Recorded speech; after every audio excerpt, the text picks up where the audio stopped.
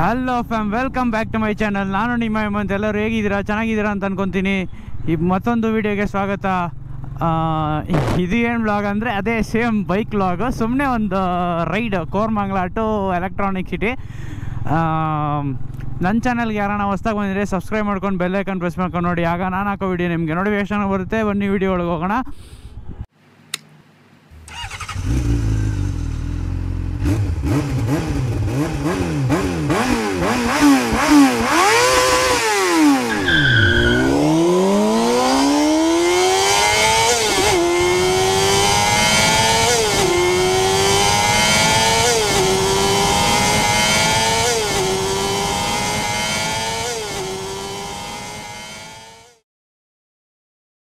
ಇಸ್ಕೊಂಡೋಗಕ್ಕೆ ಮುಂಚೆ ಫಸ್ಟಿಂದಾನು ಏನು ಅಂದ್ಕೊಂಡಿದ್ದೆ ಅಂದರೆ ಬುಲೆಟ್ ಇಸ್ಕೋಬೇಕು ಅಂತ.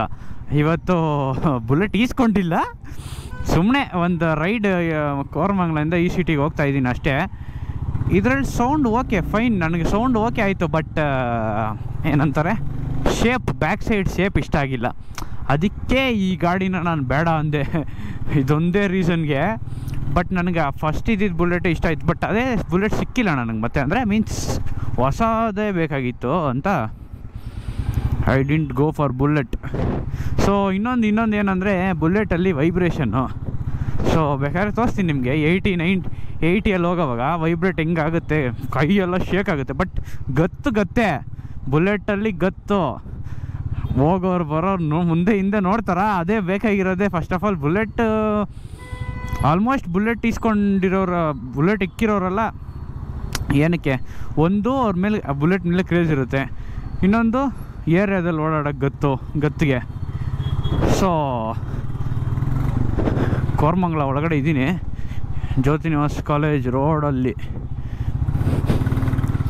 ಇದ್ರ ಪಕ್ಕದ ರೋಡ್ ಫುಲ್ಲು ಪಬ್ಬು. ಒಂದ್ಸರಿ ನಾನು ಆನಂದ್ ಬಂದು ತೋರಿಸಿದ್ರಲ್ಲ. ಈ ಗಾಡಿ ಸೌಂಡ್ ಏನೋ ನನಗಿಷ್ಟ ಆಯಿತು. ಪಿಕಪ್ ಎಲ್ಲ ಮಸ್ತಾಗಿ ಐತೆ. ಬಟ್ ಏನು ಬ್ಯಾಕ್ ಸೈಡ್ ಶೇಪ್ ಅಷ್ಟು ಓಲ್ಡ್ ಶೇಪೇ ಮಾಡಿಸಿರ್ಬೋದು. ಬಟ್ ಇರಲಿ, ವೈಬ್ರೇಷನ್ ಇದೆಯಲ್ಲ. ನಮ್ಮ ಗಾಡಿ ವೈಬ್ರೇಷನ್ 170 ಹೋದ್ರೂ ವೈಬ್ರೇಟೇ ಇಲ್ಲ. ವೈಬ್ರೇಟ್ ಐತೆ ಬಟ್ ಫೈನ್. 170 ಹೋಗ್ತಾ ಇದ್ದೀವಲ್ಲ, ಇದರಲ್ಲಿ 80. ಮೊನ್ನೆ ಒಂದು ಥಂಡರ್ಬರ್ಡ್ 350X ಓಡಿಸ್ಕೊಂಡೋಗಿದ್ದೆ. ಆವತ್ತಂತೂ ಅದು 80ಗೆ ಹೋಗಿಲ್ಲ, ಅಷ್ಟು ಬೇಗ ವೈಬ್ರೇಟು. ಬಟ್ ಇದು ವೈಬ್ರೇಟ್ ಆಗಲ್ಲ ಅಂದ್ಕೊತೀನಿ, ಯಾಕಂದರೆ ಇಷ್ಟು ದೂರ ಬಂದಿದ್ದೀನಿ. ವೈಬ್ರೇಟ್ ಇನ್ನೂ ಆಗಿಲ್ಲ. ಇನ್ನು ಟ್ರಾಫಿಕ್ಕೆ ಇವತ್ತು ಟ್ರಾಫಿಕಲ್ಲೇ ಓಡಿಸ್ಬೇಕಾಗುತ್ತೆ, ಏನೂ ಮಾಡೋಕ್ಕಾಗಲ್ಲ. ಇದು ಇಟ್ಕೊಂಡು ನುಗ್ಸೋಕ್ಕೂ ಆಗಲ್ಲ. ಇದ್ರ ಪಕ್ಕದಲ್ಲಿ ಬಾಕ್ಸ್ ಬೇರೆ ಐತೆ ನೋಡಿ, ಸೌಂಡ್ ಕೇಳಿ.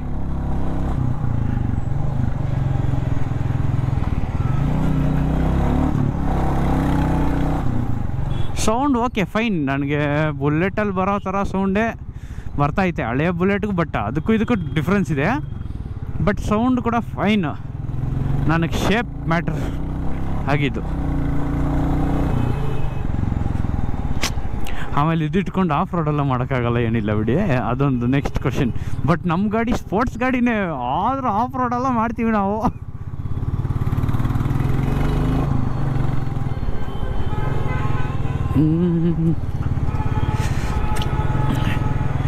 ಬಿಪಿನ್ ಬ್ರೋ ಕೇಳೋಣ ಆಯಿತು ಎಲ್ಲ. ನಾನು ಇನ್ನೂ ಮಡಿವಾಳೆಲ್ಲ ದಾಟಿ ಆಮೇಲೆ ಕಂಟಿನ್ಯೂ ಮಾಡ್ತೀನಿ ಫ್ಯಾಮ್. ಈ ಅಂಡರ್ ಪಾಸಲ್ಲಿ ಸೌಂಡ್ ಕೇಳೋಣ ಅಂತ ಸುಮ್ಮನೆ ಆನ್ ಮಾಡಿದೆ. ಬಟ್ ಇಲ್ಲೆಲ್ಲಿ ಟ್ರಾಫಿಕ್ ಐತೆ, ಏನು ಮಾಡೋದು? ಇದರಲ್ಲಿ ಹೆಂಗೆ ಸೌಂಡ್ ಕೇಳಿಸುತ್ತೆ? ನಾರ್ಮಲಾಗೇ ಕೇಳಿಸುತ್ತೆ ಅನ್ಕೊತೀನಿ.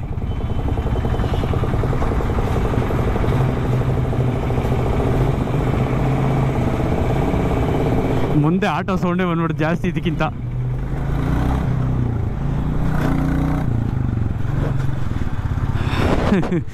ಮುಂದೆ ಒಂದು ಆಟೋ ಇತ್ತು ಫ್ಯಾಮ್, ಆ ಆಟೋ ಸೌಂಡ್ ಬಂದಿರುತ್ತೆ ನನಗೆ ಗೊತ್ತಿರೋಂಗೆ.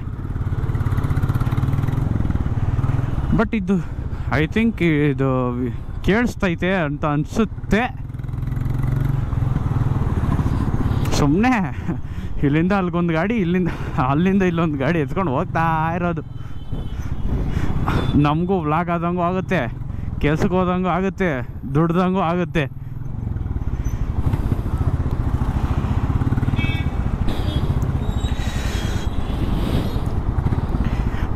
ಇದು ಅದೇ ಸ್ಪೀಡ್ ಒಂದು ಚೆಕ್ ಮಾಡ್ಬೇಕು ಇದರಲ್ಲಿ, ಅವಾಗ ಗೊತ್ತಾಗ್ಬಿಡ್ತೈತೆ ಕ್ಲೀನಾಗಿ. ಇದರಲ್ಲೂ ಮಸ್ತಾಗಿ ನುಗ್ಸ್ತಾ ಇದ್ದೀವಿ ನಾವು ಫಸ್ಟೇ. ಆದರೆ ಇದರಲ್ಲಿ ಒಂದು ಬ್ಯಾಗ್ ಐತೆ ಇಲ್ಲಿ ಸೈಡಲ್ಲಿ ಅನ್ನೋದು ನೋಡ್ಕೋಬೇಕು. ಅದು ನೋಡ್ದಿರೋನೇ ನುಗ್ತಾ ಇದ್ದೀನಿ. ಎಲ್ಲ ಟಚ್ ಆಗಿ ಆಯ್ಕೊಳಕ್ಕೆಲ್ಲ ಆಗಲ್ಲ, ಈ ಗಾಡಿ ಎತ್ತಕ್ಕಾಗಲ್ಲ. ಆಮೇಲೆ ಏನಿಲ್ಲ, ಆಲ್ರೆಡಿ ಈ ಗಾಡಿ ಸೆಂಟ್ರ್ ಸ್ಟ್ಯಾಂಡ್ ಹಾಕಿ ಏನು ಬಾಧೆ ಬಿದ್ದೀನಿ ನಾನು. ಹೋಗಲ್ವೇ? ಹೋಗುತ್ತೆ, ಬಟ್ ಇದು ಟಚ್ ಆಗಿಬಿಡ್ತೈತೆ ಅಂತ ಭಯ. ಏನು ಮಾಡೋಣ? ಟ್ರೈ ಮಾಡೋಣ? ಬೇಡ, ಯಾಕೆ ಬೇಕು ಸುಮ್ಮನೆ. ಈ ಕಡೆ ಒಂದು ಶಿಫ್ಟು, ಅದು ಹೊಸದು, ಇದು ಹೊಸದೇ. ನನ್ನ ಮಕ್ಳು ಹಾಕ್ಕೊಂಡು ಹೋಗ್ಬಿಡ್ತಾರೆ ಆಮೇಲೆ ಅಷ್ಟೇ.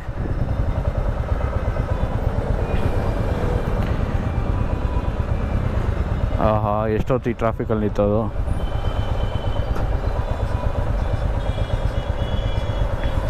ಹೋಗ್ಲ ಬೇಡ? ಆಫ್ ಅನ್ನ ಮಾಡು. ಇಲ್ಲ, ಹೋಗ್ತೈತೆ.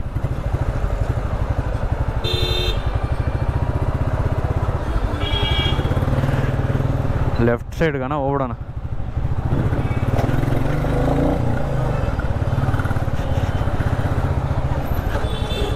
ಓಹೋ, ಸ್ಕಿಡ್ಡು ಚೆನ್ನಾಗೈತಪ್ಪ ಒಟ್ಟಿನಲ್ಲಿ. ನಾವು ಇದೇ ಇಸ್ಕೊಂಡಿರ್ಬೋದು, ಬಟ್ ನಮ್ಮನೇಲಿ ಇಷ್ಟ ಆಗಿಲ್ಲ. ನಾನು ಆ ಗಾಡಿ ಇಸ್ಕೊಂಡಿದ್ದು ಹೆಂಗೋ ಕುತ್ಕೊಂಡು ಹೋಗ್ತಾರೆ ಎಲ್ಲ ಅಂತ ಕೇಳ್ತಾರೆ. ಅದೇ ಈ ಗಾಡಿ ಆಗಿದ್ರೆ ಊರಿಗೆ ಎತ್ಕೊಂಡು ಹೋಗ್ತಾಯಿದ್ರೆ, ಒಂದು ದಿವ್ಸಕ್ಕೆ ಹೋಗಿದ್ರೆ, ಇವಾಗ ನಾಳೆ ಹೋಗ್ತಾರೆ ನಮ್ಮನೇಲಿ ಊರಿಗೆ, ಅವಾಗ ಎತ್ಕೊಂಡು ಹೋಗ್ಬೋದಾಗಿತ್ತು. ಹಂಗೆ ಅಂತ ಹೇಳೋರು. ಈ ಗಾಡಿ ಆಗಿದ್ರೆ, ಈ ಥರ ಗಾಡಿ ಬುಲ್ಲೆಟ್ಟು ಬೇರೆ ಯಾವುದನ್ನ ಆಗಿದ್ರೆ. ಬಟ್ ಇವಾಗ ನನ್ನ ಗಾಡಿ ಎತ್ಕೊಂಡೋದ್ರೆ ನಮ್ಮಪ್ಪ ಹೋಗ್ಬೋದು ಅಷ್ಟೇ, ಆದರೆ ನಮ್ಮಪ್ಪನೂ ಹೋಗಲ್ಲ.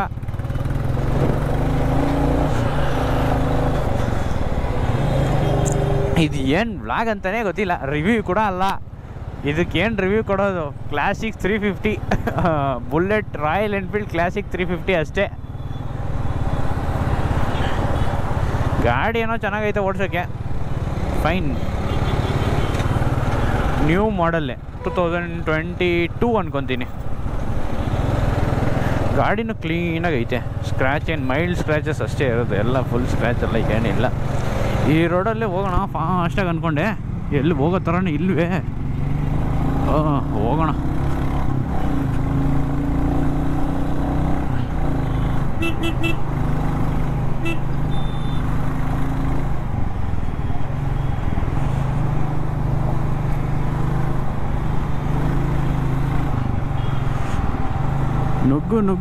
ನುಗ್ಗು ಅಂತ ನುಗ್ತಾ ಇದ್ದೆ ನನ್ನ ಗಾಡಿ ಆಗಿದ್ರೆ.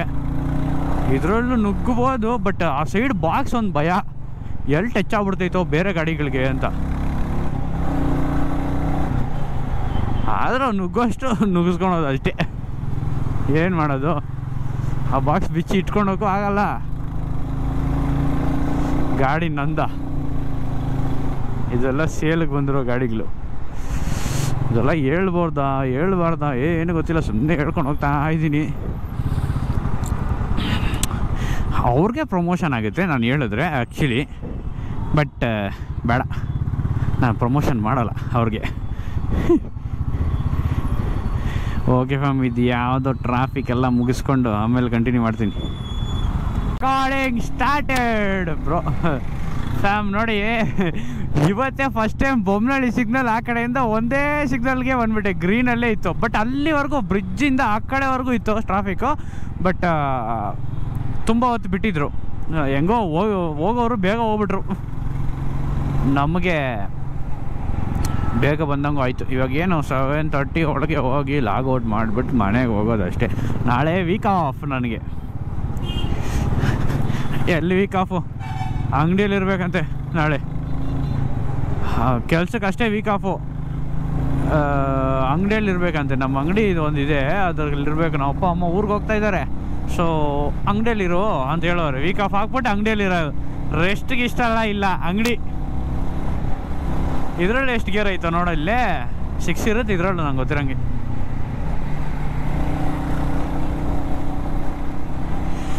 ನುಗ್ಗೋಷ್ಟು ನುಗ್ಸೋದು.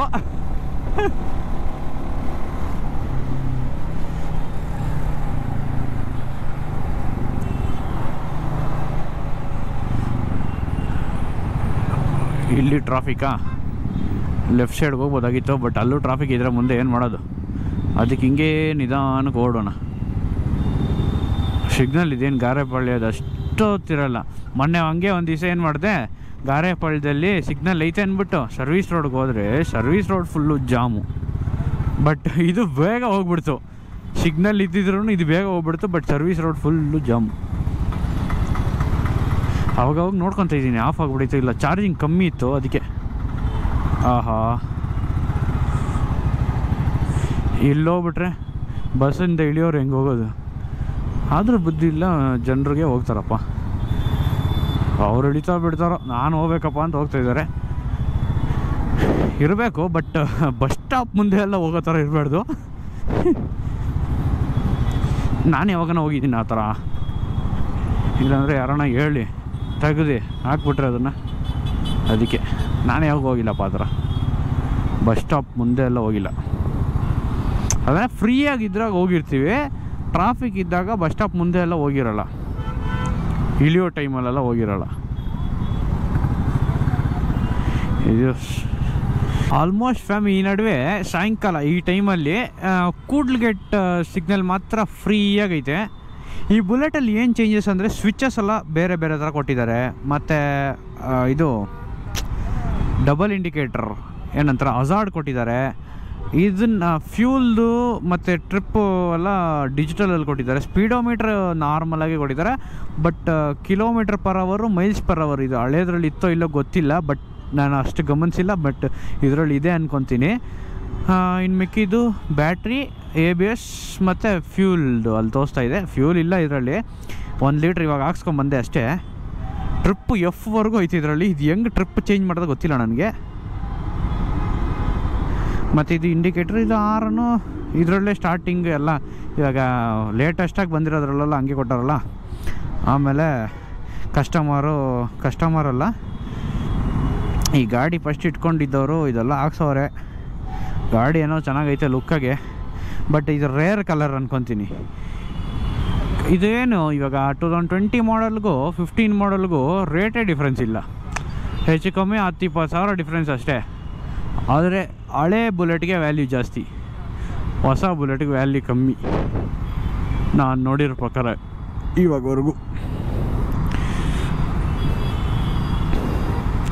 ಕೂಡ್ಲುಗೇಟಲ್ಲಿ ಸಿಗ್ನಲ್ ಎಷ್ಟು ದೂರವರೆಗೂ ಇರ್ತಾಯಿತ್ತು ನೋಡಿ, ಇವತ್ತು ಎಷ್ಟು ದೂರ ಐತೆ, ಇಷ್ಟು ದೂರ. ಬಟ್ ತುಂಬ ಲೇಟ್ ಬಿಡೋದೇನೋ ನನಗೆ ಗೊತ್ತಿರೋಂಗೆ. ಆದರೆ ನೋಡೋಣ. ಇಲ್ಲಪ್ಪ ಬಿಟ್ಬಿಟ್ರು, ಸ್ಟಾರ್ಟ್ ಮಾಡಿಬಿಟ್ಟೆ, ಗೇರಲ್ಲೇ ಇತ್ತು. ಎಲ್ಲಿ ಫಾಸ್ಟ್ಗೆ ಹೋಗೋಕ್ಕಾಗ್ತೈತಾ ಇಲ್ಲ ಗೊತ್ತಿಲ್ವೇ. ಒಂದು ಸ್ಪೆಲ್ ಅದೇನು ಅಂತಾರೆ, ಒಂದು 2ನೇ ಗೇರು, 3ನೇ ಗೇರು, 4, 5. ಇದು 100ಅಲ್ಲಿ ಹೋದರೆ ವೈಬ್ರೇಷನ್ ಎಲ್ಲ ಆಗ್ತಾಯಿಲ್ಲಪ್ಪ. 100 ಮೇಲೆ ಹೋಗ್ತಾ ಇದ್ದೀನಿ, 110 ಆಗೋಯ್ತು, ಬಟ್ ವೈಬ್ರೇಷನ್ ಅಷ್ಟೊಂದಿಲ್ಲ. ಆ ಥಂಡರ್ಬರ್ಡ್ 350ಯಲ್ಲೇ ವೈಬ್ರೇಷನ್ ಜಾಸ್ತಿ, ಇದಕ್ಕಿಂತ 110 ಮೇಲೆ ಹೋಗ್ತಾ ಇಲ್ಲ. ಫುಲ್ಲು ರೇಸ್ ಮಾಡಿದ್ದೀನಿ, 110 ಮೇಲೆ ಹೋಗ್ತಾ ಇಲ್ಲ. ಇಲ್ಲೊಂದು ಅಂಶ ಐತೆ, ಇನ್ನು ಸ್ಲೋ ಮಾಡಿಲ್ಲ ಅಂದರೆ ಆಗಲ್ಲ. ಸೊ ಸ್ಲೋ 110 ಅಪ್ಪ, ಅದಕ್ಕೆ ಮೇಲೆ ಹೋಗ್ತಾ ಇಲ್ಲ. ಆದರೆ ಬಟ್ ವೈಬ್ರೇಷನ್ ಇಲ್ಲ, ಹಳೇ ಬುಲೆಟ್ಗಿರೋ ವೈಬ್ರೇಷನ್ ಇದಕ್ಕೆ ಇಲ್ಲವೇ ಇಲ್ಲ. ಬಟ್ ನಾನು ಒಂದೇ ಒಂದು ಸರಿ ಓಡಿಸಿದ್ದೀನಿ ಅನ್ಕೊಂತೆ, ಒಂದಲ್ಲ 2 to 3 ಟೈಮ್ಸ್ ಓಡಿಸಿದ್ದೀನಿ ಬುಲೆಟು, ಬಟ್ ಅದರಲ್ಲಿರೋ ವೈಬ್ರೇಷನ್ ಇದರಲ್ಲಿ ಇಲ್ಲವೇ ಇಲ್ಲ. ಚೆನ್ನಾಗೈತಪ್ಪ, ಬಟ್ ವೈಬ್ರೇಷನ್ ಶೇಪೇ ಚೆನ್ನಾಗಿಲ್ವೇ. ಬ್ಯಾಕ್ ಸೈಡು ಹೊಸ ಶೇಪ್ ಮಾಡ್ತೀನಿ ಅಂದ್ಬಿಟ್ಟು ಮಾಡಿದ್ರು ಕೆಲಸ. ಹಂಗೆ ಇದ್ದಿದ್ರು ಕೂಡ ಮೇ ಬಿ ನಾನು ಈಸ್ಕೊಂಡಿರ್ತಾ ಇದ್ದೆ ಈ ಗಾಡಿನ, ಈ ಥರ ಗಾಡಿನ ಮೀನ್ಸ್ ಬುಲೆಟ್ನ ಶೇಪ್ ಸೇಮ್ ಇದ್ದು ಬ್ಯಾಕ್ ಸೈಡು. ಹಜಾರ್ಡೆಲ್ಲ ಕೊಟ್ಟವ್ರಪ್ಪ ಈ ಗಾಡಿಗೂ, ಚೆನ್ನಾಗೈತೆ. ಎಲ್ಲ ಇವಾಗ ಬರೋ ಗಾಡಿಗಳಿಗೆಲ್ಲ ಕೊಡ್ತಾವ್ರೆ, but Royal Enfield rules and regulations follow ಮಾಡ್ತೀವಪ್ಪ. ಸೊ ಇದೇನಿದು ಇಂಡಿಕೇಟರ್ ಹಾಕಿದ್ದೀನಿ. First gear, second gear, third gear, 4th gear, 5th gear, 5 gears ಇರೋದಾದರೆ. ನಮ್ಮ ಗಾಡಿ ಥರ 6 ಗೇರ್ಸ್ ಇಲ್ಲ. 356 ಯಾವ್ದು 5 ಗೇರ್ಸೇ ಇದೆ. ಸೊ ಇದೆ 5 ಗೇರ್ಸ್ ಇರೋ ಪ್ರಾಬ್ಲಮ್ ಇಲ್ಲ. 5 ಸ್ಪೀಡ್ ಗೇರ್ ಬಾಕ್ಸ್ ಅಂತಾರೆ ನಾನು ಅನ್ಕೊತೀನಿ. ಒಂದು ಸ್ವಲ್ಪ ದಿವಸಕ್ಕೆ ಮುಂಚೆ ಇದು ಓಪನ್ ಮಾಡಿಬಿಟ್ಬಿಟ್ಟಿದ್ರು, ಬಟ್ ಇವಾಗಿಲ್ಲ, ಕ್ಲೋಸ್ಡ್.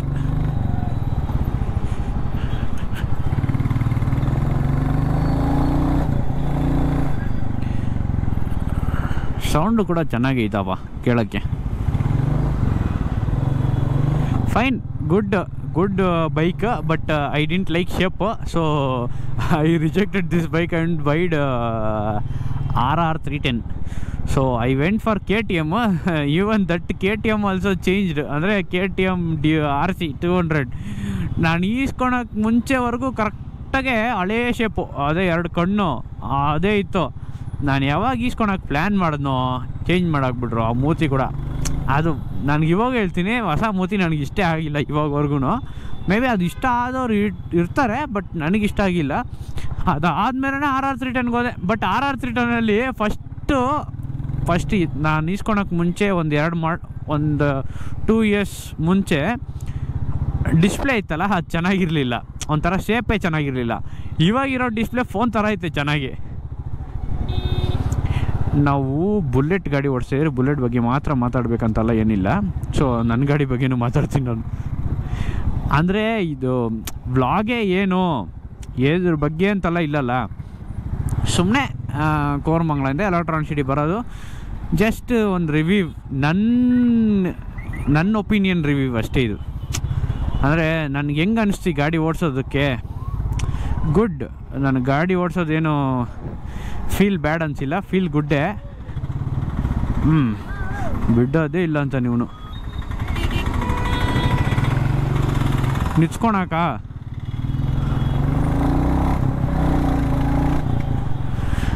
ಆಮೇಲೆ 5 speed gear box, that is fine, ಅದು ಪ್ರಾಬ್ಲಮ್ ಇಲ್ಲ. 350cc 6 ಸ್ಪೀಡ್ ಕೂಡ ಕೊಡ್ಬೋದಾಗಿತ್ತೇನೋ, ಬಟ್ 5 ಸ್ಪೀಡ್ ನೋ ಪ್ರಾಬ್ಲಮ್, ಅದೆಲ್ಲ ಏನಿಲ್ಲ. ಆಮೇಲೆ ಫ್ರಂಟ್ ಶೇಪ್ ಸೇಮ್ ಐತೆ, ಏನಿಲ್ಲ. ಮತ್ತು ಹಳೆಯ ಗಾಡಿಗೂ ಈ ಗಾಡಿಗೂ ಏನು ಡಿಫ್ರೆನ್ಸ್ ಅಂದರೆ ನಾನು ಹೇಳ್ದಂಗೆ ಡಿಸ್ಪ್ಲೇ ಒಂದು ಕೊಟ್ಟಿದ್ದಾರೆ ಫ್ಯೂಲ್ದು, ಮತ್ತು ಇದು ಕಿಲೋಮೀಟ್ರ್ ತೋರಿಸೋದು, ಓಡೋಮೀಟರ್. ಹಾಂ, ಮತ್ತು ಸ್ವಿಚಸ್ ಎಲ್ಲ ಬೇರೆ ಥರ ಕೊಟ್ಟಿದ್ದಾರೆ. ಇದೇನೋ ಸ್ಟವ್ ಆನ್ ಮಾಡೋ ಥರ ಸ್ವಿಚ್ ಐತೆ. ಸ್ಟವ್ ಆನ್ ಮಾಡೋ ಸ್ವಿಚ್ ಅಲ್ಲ, ಸ್ಟವ್ ಆನ್ ಮಾಡೋ ಥರ ಸ್ವಿಚ್ ಐತೆ.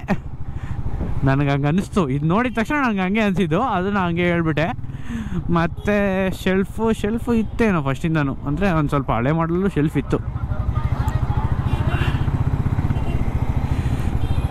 ದೊಡ್ಡಮಂಗಲ ಒಳಗಡೆ ಹೋಗ್ಬೇಕು ನಾನು. Police light Delhi. ನೀನು ಹೋಗ್ಬೇಕಪ್ಪ. ಐ ಥಿಂಕ್ ಇವ್ರು ನಮ್ಮ ಮನೆ ಹತ್ರನೇ ಇರೋರು ಅನ್ಕೊತೀನಿ. KA 13, ಬಟ್ ನಂಬರ್ ಗೊತ್ತಿಲ್ಲ.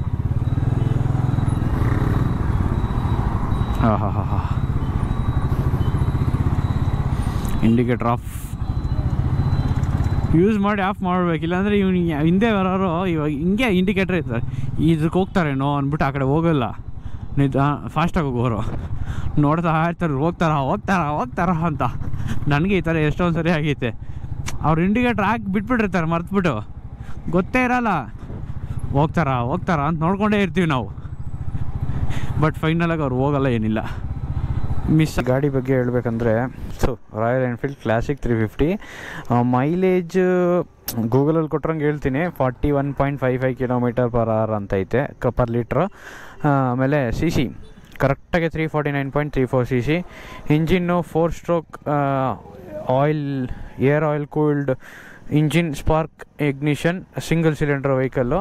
ಮತ್ತು ಪವರು 20.21 PS ಅಟ್ 6100 RPM. ಮತ್ತು max torque power 27 Nm at 4000 RPM. Front brake ಡಿಸ್ಕೋ, ರಿಯರ್ ಬ್ರೇಕು ಡ್ರಮ್ ಅಂತೈತೆ. ಐ ಥಿಂಕ್ ಡ್ರಮ್ಮೆ ಡಿಸ್ಕ್ ಇಲ್ಲ.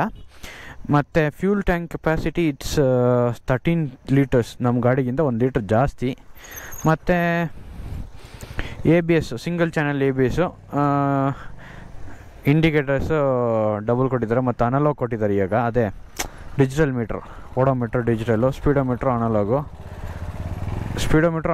ಓಡೋಮೀಟ್ರ್ ಮಾತ್ರ ಡಿಜಿಟಲು. ಫ್ಯೂಲ್ ಗೇಜ್ ಎಲ್ಲ ಎಕ್ಸ್ಟ್ರಾ ಕೊಟ್ಟಿಲ್ಲ ಅಷ್ಟೇ. ಈ ಗಾಡಿಯಲ್ಲಿ 5 ಸ್ಪೀಡ್ ಗೇರ್ ಬಾಕ್ಸ್ ಇದು. ಮತ್ತು ಈ ಗಾಡಿನ ಏನದು ಸ್ಟಾರ್ಟ್ ಮಾಡಿ ತೋರಿಸ್ತೀನಿ ರೀ ಹೆಂಗೆ ಬರುತ್ತೆ. ಫಸ್ಟ್ ಆನ್ ಮಾಡಿದ ತಕ್ಷಣ ಹಿಂಗೋಗಿ ಹೆಂಗೆ ಬರುತ್ತೆ. ಮತ್ತು ನಾರ್ಮಲ್ಲು ಇದರಲ್ಲಿ ಆನ್ ಮಾಡಿದ ತಕ್ಷಣ